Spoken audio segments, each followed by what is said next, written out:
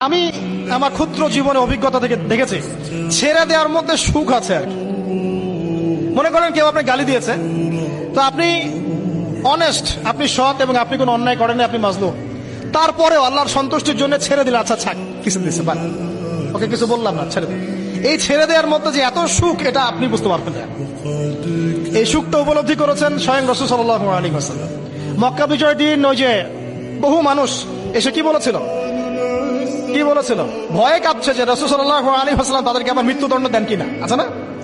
আল্লাহ নবী বললেন যে লা তাসরিবা আলাইকুমুল ইয়াউমা, তোমাদের উপর আজকে আমার কোনো অভিযোগ নাই, ওয়া আনতুমুত তুলাকা, তোমরা মুক্ত, যাও, ছেড়ে দিল।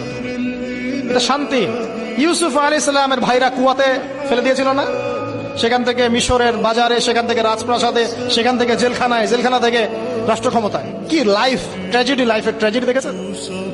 এখন ইউসুফ আলাইহিস সালাম যখন শেষে ভাই থেকে চিনলেন, তিনি কি ভাইদের প্রতি প্রতিশোধ নিয়েছেন? বলেছেন যাও, মাফ করে দিলাম, ছেড়ে। এটাই শান্তি।